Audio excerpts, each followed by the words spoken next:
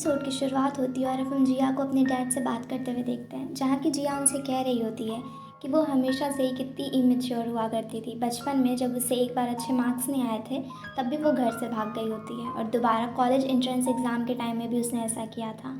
और वो कहती है कि वो इतनी ज़्यादा इमेच्योर थी, उसे लगता था कि वो कुछ भी चाहेगी तो वो उसे मिल जाएगा, और इसी वजह से मिंग के मना करने के बाद में वो घर से चली गई। इसमें उसके डैड की कोई भी गलती नहीं है। जहाँ कि उसके डैड काफ़ी रो रहे होते हैं। वो कहते हैं कि नहीं, उन्हें समझना चाहिए था अपनी बेटी को, उनसे भी तो गलती हुई है।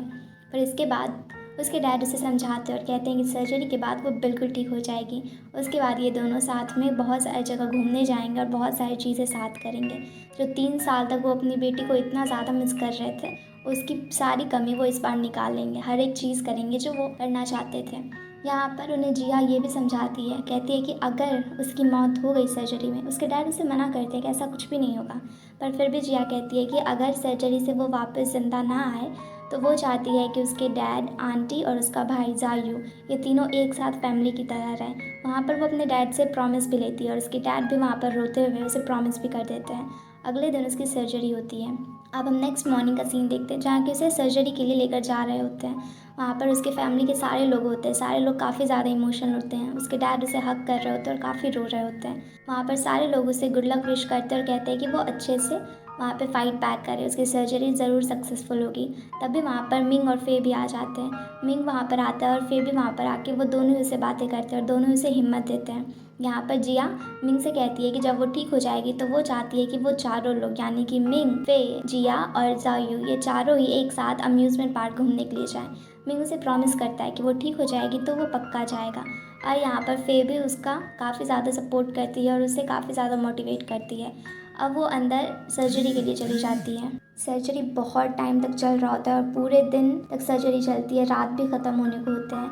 यहाँ पर सारे लोग काफ़ी ज़्यादा परेशान होते हैं, टेंशन में होते हैं। वहाँ पर फिर सबके लिए खाना और पानी लेकर आती है। दूसरी तरफ जायू जब अकेले बैठा था तो मिंग उसके पास में जाता है और वो कहता है कि उसे पता है कि वो जिया की कितनी ज़्यादा केयर करता है और ये सब कुछ में मिंग की भी कहीं ना कहीं गलती थी। मिंग वहाँ पर जायू से कहता है कि तुम ही सोचो, अगर मैं जिया से उस समय शादी कर लेता तो शायद हम लोग कभी खुश नहीं रह पाते, और मैं जिया को इस तरीके से हमेशा ज़िंदगी भर दुखी नहीं देखना चाहता था। यहाँ पे जायू भी अपनी गलती मानता है और फिर वो कहता है कि अगर जिया ठीक हो जाएगी तो वो लोग पहले के जैसे हो जाएंगे और हमेशा एक साथ रहेंगे, खुश रहेंगे। पर अगर जिया को कुछ भी हो गया तो जायू मिंग को बिल्कुल भी नहीं छोड़ेगा। मिंग उसे कहता है कि ठीक है, फिर प्रॉमिस करो कि अगर वो ठीक हो जाएगी तो तुम पहले की तरह हम सारे लोगों के साथ में रहोगे। वहाँ पर वो भी प्रॉमिस कर देता है। अब बहुत देर वेट करने के बाद में फाइनली वो सर्जरी कंप्लीट होती है। डॉक्टर जब वहाँ से बाहर आते हैं तो सारे लोग दौड़ के उनसे पूछने के लिए जाते हैं, जहाँ कि वो बताते हैं कि जी आप बिल्कुल ठीक है, लेकिन अभी भी उसकी आई साइट वापस नहीं आई है, उसमें कुछ समय लगेगा, पर 1-2 दिन में वो बिल्कुल ठीक हो जाएगी। और इतनी ज़्यादा सर्जरी के चांसेस बिल्कुल नहीं लग रहे थे, उन्हें भी नहीं लग रहा था कि इतना ज़्यादा सक्सेसफुल रहेगा, पर वो सारे लोग काफ़ी ज़्यादा खुश थे कि उसकी सर्जरी सक्सेसफुल हो गई। वहाँ पर अब हम देखते हैं आगे कुछ दिनों का सीन, जहाँ की जिया के फैमिली मेम्बर्स हर दिन हॉस्पिटल में उसका ध्यान रखते थे। दूसरी तरफ मिंग की कंपनी, अभी सारे लोग शो के लिए बहुत ज़्यादा मेहनत कर रहे होते हैं। सारे डिज़ाइनर्स और जो भी लोग थे पूरी रात रात भर जग के वहाँ पर मेहनत कर रहे होते हैं।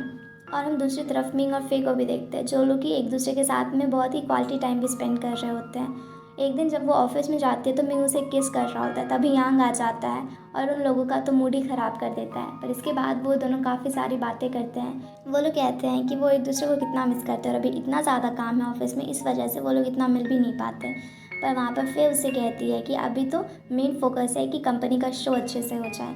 दूसरी तरफ हम जूलिंग को भी देखते हैं, जो कि इंटरव्यू दे रही होती है शो के बारे में। बहुत सारे रिपोर्टर्स उससे पूछ रहे होते हैं कि आने वाले शो में वो क्या क्या देख सकते हैं, वो सबके बारे में इंटरव्यू देती है।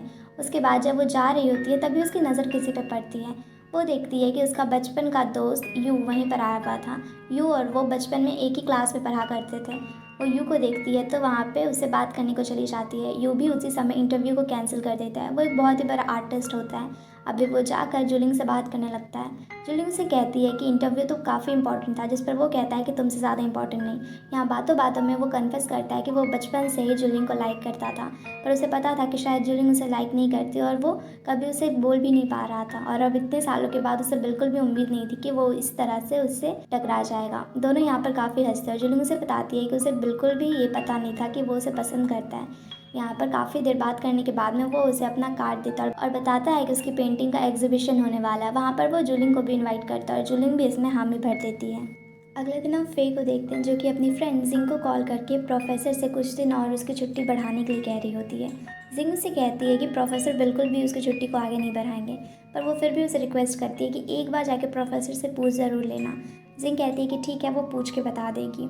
उसके बाद हम देखते हैं कि ऑफिस में सारे लोग अभी काफ़ी ज़्यादा काम में बिजी होते हैं। तभी वहाँ पर बाई एक प्रेस कॉन्फ्रेंस करती है और वो बताती है कि वो अपने होने वाले शो के लिए डिज़ाइंस अभी रिपोर्टर्स को दिखाती है। और ये देखकर सारे लोग ही शॉक हो जाते हैं कि वो डिज़ाइन कोई और नहीं बल्कि इनके शो में जो ये डिज़ाइन प्रेजेंट करने वाले थे वही डिज़ाइंस थे। ये देख के सारे लोग वहाँ पे परेशान हो जाते हैं कि अब वो लोग क्या करेंगे।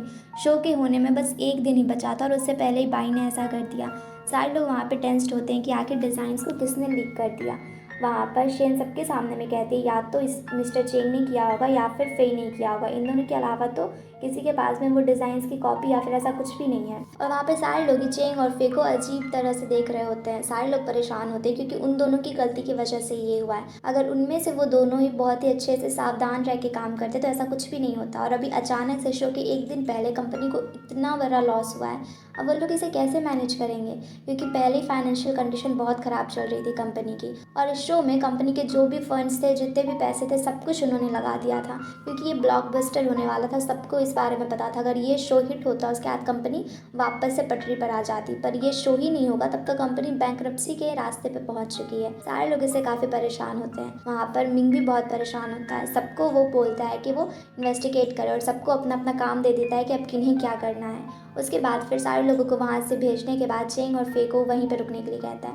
पहले तो वो चेंग पे काफ़ी गुस्सा करता है क्योंकि वही हेड डिज़ाइनर था और ये डिज़ाइन स्पेशली उसी के पास थे, तो ये फिर अचानक से कैसे लीक हो सकते हैं। और वो एक डिज़ाइनर है, उसे इसकी देखभाल करनी चाहिए थी। और अभी तो सारे डिज़ाइंस भी बन चुके हैं। उन्होंने इतना ज़्यादा पैसा फैब्रिक पे, मॉडल्स पे, हर एक चीज़ पे खर्च कर दिया है। अगर कल शो नहीं होगा तो कंपनी तो बर्बाद ही हो जाएगी। उसके बाद वो फे पे भी चिल्लाता है और उसे कहता है कि उसे अपॉलॉजी लेटर लिखना होगा, खास करके जुलिंग को, क्योंकि इसमें उसकी भी गलती थी। उसे भी डिज़ाइंस का ध्यान देना था। मिंग यहाँ पर काफ़ी ज़्यादा फ्रस्ट्रेटेड होता है और वहाँ से चला जाता है। दूसरी तरफ अब ये दोनों डुओ डुओ के साथ में खाना खाने के लिए जाते हैं, जहाँ की डुओ डुओ पूरी चिल होती है। वो कहती है कि क्या ही हो गया, एक शो ही अगर नहीं होगा तो क्या कंपनी को क्या ही परेशानी हो जाएगी। और मिंग को इस तरह से तुम दोनों पे चिल्लाना नहीं चाहिए था, उसने बहुत ही गलत किया। पर जब फे उसे पैसों के बारे में बताती है कि इस शो से कितना बड़ा लॉस हुआ है, ये सुन के डुओ डुओ तो बिल्कुल शौक ही रह जाती है। वो कहती है कि अगर मैं बॉस होती तो तुम दोनों को जहर दे चुकी होती। मिंग तो बहुत ही अच्छा है, जिसने कुछ नहीं किया, तुम दोनों को जिंदा छोड़ दिया। ये सारी बातें जानकर फे को भी थोड़ा तो बुरा लग रहा था। वो घर आती है और घर आके अपॉलजी लेटर लिखने की कोशिश कर रही होती है, पर उसे बिल्कुल समझ नहीं आ रहा था वो क्या करे। वो मिंग को कॉल और मैसेजेस करने की भी कोशिश करती है, पर उसमें तो हिम्मत ही नहीं था कि वो उसको फेस कर सके। इसलिए फिर वो अकेले ही वहाँ पे जहाँ पे शो होने वाला था उस वेन्यू पे पहुँचती है। दूसरी तरफ हम मिंग को देखते हैं, जिसे कि मियाँ का कॉल आया हुआ होता है। मियाँ उसे कहती है कि उसने अचानक से ऐसे शो को कैसे कैंसिल कर दिया। इसी पे तो वो लोग कॉन्ट्रैक्ट साइन करने वाले थे, जिस पर मिंग कहता है कि उन्होंने अभी कैंसिल नहीं किया है, बस पोस्टपोन किया है, क्योंकि वो मियाँ को बताना नहीं चाहते थे। पर मियाँ को पता चल चुका था कि कुछ ना कुछ तो गड़बड़ ज़रूर यहाँ पर हो चुका है। इसलिए मियाँ उनसे कहती है कि वो अभी कॉन्ट्रैक्ट पे साइन बिल्कुल भी नहीं करेंगे और वो वापस से फ्रांस जा रही है। जब उनका शो होगा तभी वो साइन करेगी। और इससे मिंग को अलग ही झटका लगता है। इससे वो भी परेशान हो जाता है और शो के वेन्यू पे जाता है, जहाँ कि वो अकेले फे को बैठा देखता है। फे वहाँ पे बहुत उदास होती है। वो बार बार मिंग से सॉरी कहती है। वो कहती है कि वो बिल्कुल भी नहीं चाहती थी कि ऐसा कुछ हो और उसे नहीं पता कि किस तरह से हो गया। वो कभी भी ऐसा नहीं चाहती थी। फिर मिंग भी वहाँ पर किसी तरह से उसे समझाने की कोशिश करता है, हालांकि उसे भी काफ़ी बुरा लग रहा होता है, पर फिर भी वो वहाँ पर फे को समझाता है, उसे संभालता है और कहता है कि इसमें कोई गलती नहीं है और आज उसने उस पर भी गुस्सा किया, इसके लिए भी माफ़ी मांगता है। वो कहता है कि वो जल्दी से जल्दी सब कुछ ठीक कर देगा और ये किसने किया है उसे वो बहुत ही बुरी सज़ा भी देगा। अब अगले दिन फे जब ऑफिस आती है तो देखती है कि सिक्योरिटी बहुत ज़्यादा टाइट है और सारे लोग बहुत ज़्यादा चेकिंग कर रहे होते हैं। उसके बाद फिर वो जुलिंग के ऑफिस में जाती है, जहाँ की जुलिंग उसे काफ़ी डांट रही होती है। वो कहती है कि उसे पता भी है उसने कंपनी को किस मोड़ पर लाकर खड़ा कर दिया है। उसने सब कुछ बर्बाद कर दिया। इतना ज़्यादा मिंग जिस चीज़ के लिए मेहनत करता था, उसके फादर जिन्होंने इस कंपनी को बनाया, ये सब कुछ बर्बाद हो गया फे और चेंग की वजह से। वो कह रही होती है कि उसे कभी भी इन दोनों की कैपेबिलिटीज़ पे यकीन नहीं था। वो जानती थी कि ये लोग कुछ नहीं कर पाएंगे और इन्होंने आज प्रूफ भी कर दिया, पर वो ये नहीं जानती थी कि वो कंपनी को इस जगह पर लाकर छोड़ेंगे। यहाँ पर फे को भी काफ़ी गुस्सा आता है। वो जुलिंग से कहती है कि तुम्हारे पास कोई भी एविडेंस है कि ये मैंने किया है? एविडेंस नहीं है तो मत बोलो ना। पर जुलिंग उस पर काफ़ी गुस्सा करती है। वो कहती है कि एविडेंस नहीं है पर वो भी जल्दी ही आ जाएगा। उसके बाद हम देखते हैं कि सारे लोग मीटिंग में होते हैं, जहाँ की हमें पता चलता है कि ये सारे डिज़ाइंस जिसके कंप्यूटर से लीक हुआ वो कोई और नहीं बल्कि चेंग था। ये बात जानकर बाकी के सारे डिज़ाइनर्स भी उस पर काफ़ी ज़्यादा गुस्सा होते हैं। मिंग भी वहाँ पर बहुत ज़्यादा परेशान होता है। अब सारे लोग जब अपने अपने ऑफिस में जाते हैं तो मिंग वहाँ पर चेंग को बुलाता है। वो चेंग से कहता है कि वो उसे कंपनी से निकालना नहीं चाहता था, पर अभी उसे कुछ दिन के लिए रेस्ट लेना चाहिए। वो उसे इनडायरेक्टली अपना रेजिग्नेशन देने के लिए कह रहा होता है। इससे उसे बहुत बुरा लगता है। वो जब अपने केबिन में आता है तो वहाँ पर भी वे एक डिज़ाइनर से पूछती है। वो उसे कहती है कि तुम्हें तो पता है ना, चेंग ने ऐसा कुछ नहीं किया, इसमें उसकी गलती नहीं है। पर वो डिज़ाइनर जो हमेशा इन लोगों के साथ में काम किया करती थी, इनकी टीम की थी, वो भी इस चीज़ पे चेंग का साथ नहीं देती। वो कहती है कि ये सब कुछ हुआ तो चेंग की वजह से ही है ना, और वो बस एविडेंस पे बिलीव करती है, और एविडेंस भी तो यही कह रहे हैं कि इसमें चेंग की गलती है। इस सारी चीज़ों को सुन के चेंग तो बिल्कुल टूट ही जाता है और वो वहाँ से अपना सामान लेकर चला जाता है। ये सारी चीज़ें ख़त्म होने के बाद में फिर से मिंग के पास में जाती है और वो कहती है कि उसे पता है ना चेंग किस तरीके का इंसान है। वो कभी ऐसा नहीं करेगा, वो कंपनी के साथ में कभी भी गद्दारी नहीं कर सकता, इसमें ज़रूर कोई मसला है। वो खुद इसके बारे में पता लगाएगी, वो सब कुछ पता लगाएगी। पर मिंग उसे कहता है कि वो बेकार में इस बारे में बात कर रही है। इतने बड़े लॉस का किसी को तो ब्लेम लेना ही पड़ेगा ना। वो कभी भी नहीं चाहता था कि चेंग इसमें बल्ली का बकरा बन जाए, पर अभी कंपनी की हालत इतनी ख़राब है और सुधरने की जगह और भी ज़्यादा लॉस मिल गया कंपनी को, और अब उसे खुद भी नहीं पता कि मिंग कैसे सारी चीज़ों को हैंडल करेगा। इससे वहाँ पर फे को भी बुरा लगता है कि मिंग सपोर्ट भी तो नहीं कर रहा उसका, पर वहाँ पर मिंग की भी तो कोई गलती नहीं होती। अब जब फे वहाँ से जा रही होती है तो फिर से उसे लेफ्ट में वहाँ पे जुलिंग मिलती है, जो कि उसे देखते ही कहती है कि तुमने अभी तक अपना रेजिग्नेशन नहीं दिया। इस पर कि फे कहती है कि मैं नहीं दूंगी, मेरी गलती नहीं है, तो मैं इस तरह से चोरों के जैसे यहाँ से नहीं भागूंगी। जिस पे कि जुलिंग उसे कहती है कि अभी थोड़ी सी तो शर्म कर लो। जिस पर कि फे उसे गुस्से में कहती है कि ठीक है। वो कहती है कि मुझे 5 दिन दो, मैं 5 दिन में प्रूव कर दूंगी कि इसमें चेंग की कोई गलती नहीं थी, क्योंकि मुझे पता है कि वो कभी ऐसा नहीं करेगा।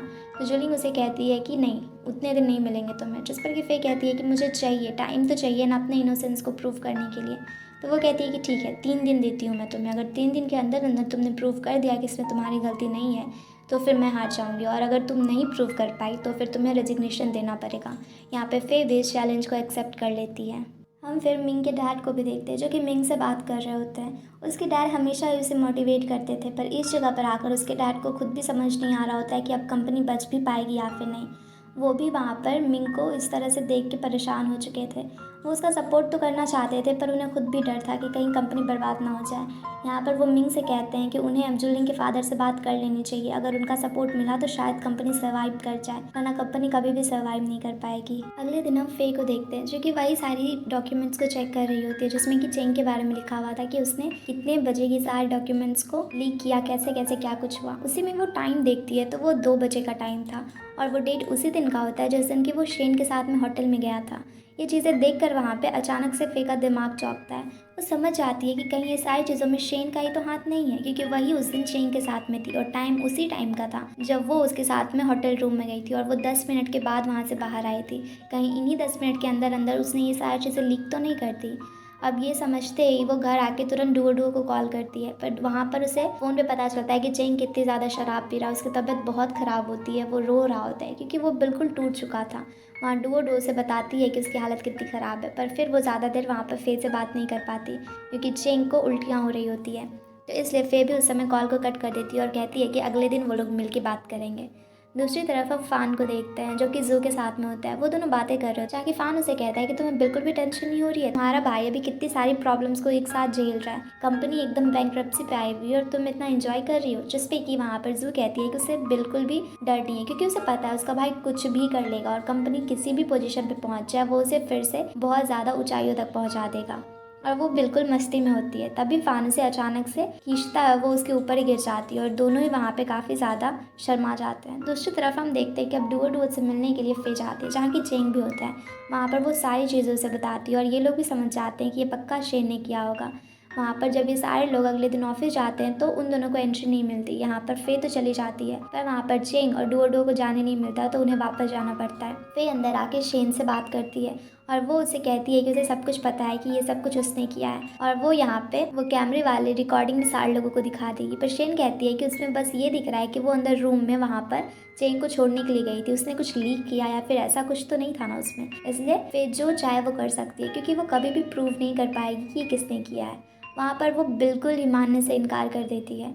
अब ये सारी चीज़ें डुओ को भी वो कॉल कर बताती है। डुओ उस पर काफ़ी गुस्सा होती है। वो कहती है कि उसे ही आकर अब बताना पड़ेगा उस शेन को, पर फिर वहाँ पर उसे शांत रहने को कहती है। उसके बाद वो मिंग के साथ में खाना खाने के लिए भी जाती है, जहाँ कि वो मिंग से कहती है कि उसे एक मौका देना चाहिए था ना चेन को।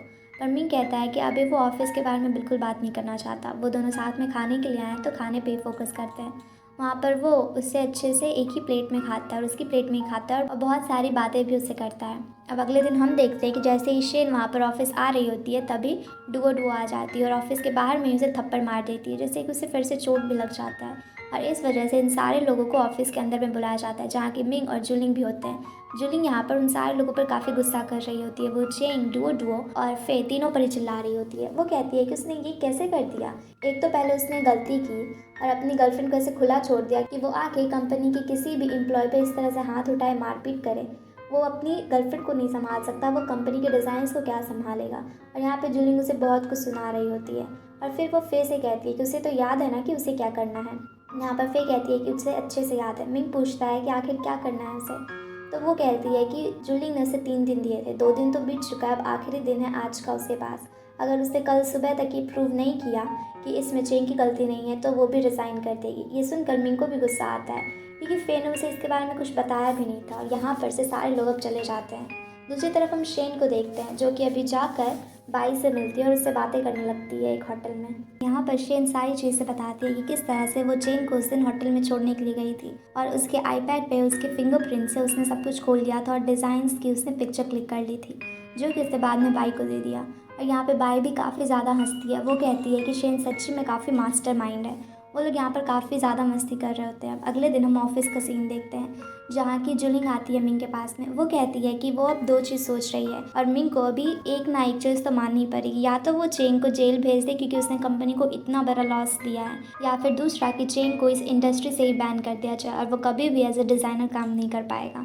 और अब यहाँ पर मिंग को फैसला लेना था। मिंग वहाँ पर काफ़ी परेशान होता है कि तभी वहाँ पर फे आ जाती है, वो भी चेंग के साथ में। वो कहती है कि उसके पास में अभी प्रूफ है कि ये सब कुछ में चेंग की गलती नहीं थी। वहाँ पे जुलिंग कहती है कि कौन सा प्रूफ, जिस पे कि वो उसे रिकॉर्डिंग दिखाती है।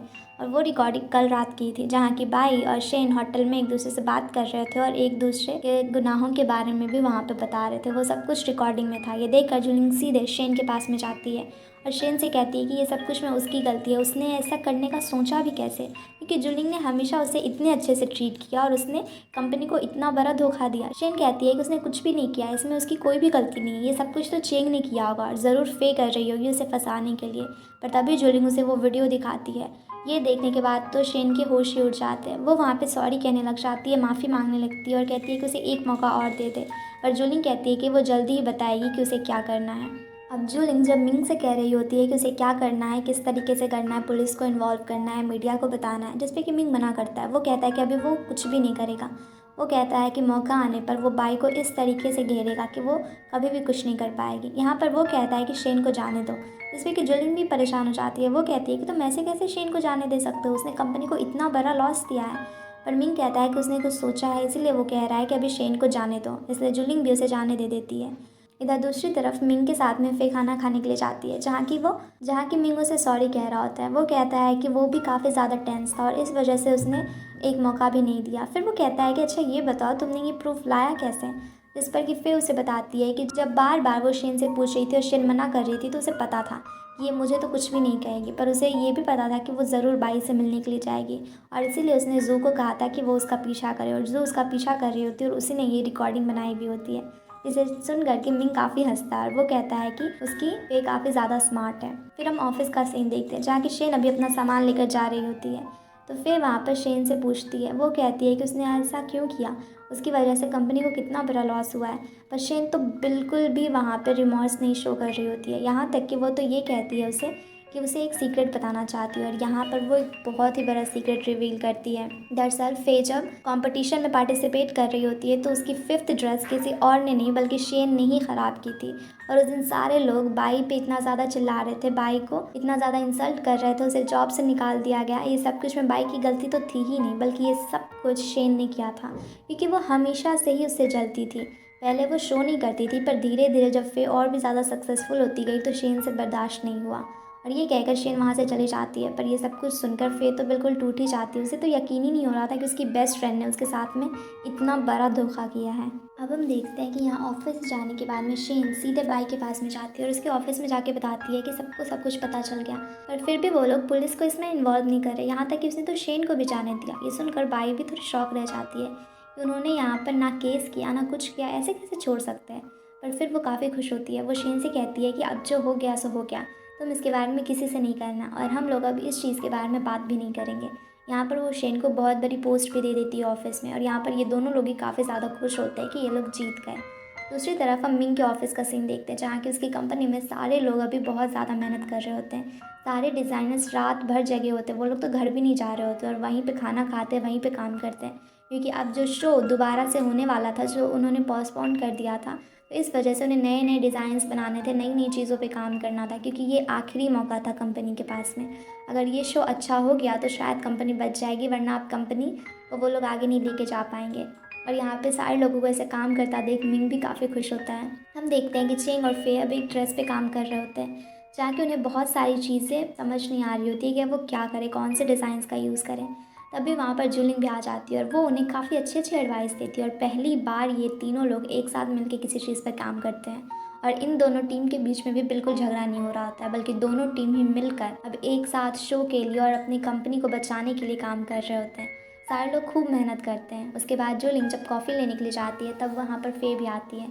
उसे देखकर वो समझ जाती है कि शायद उसके कॉफ़ी में उसे थोड़ी शुगर चाहिए, इसलिए वो उसे शुगर भी दे देती है और यहाँ पे जूलिंग और फे के रिलेशन भी धीरे धीरे अच्छे होने लग जाते हैं। उसके बाद फिर हम मिंग को देखते हैं जो कि जिया से मिलने के लिए हॉस्पिटल में जाता है, तो देखता है कि जिया अब काफ़ी ज़्यादा ठीक हो चुकी है और वो वहाँ पे हॉस्पिटल में दूसरे बच्चों को कहानियाँ भी सुना रही होती है।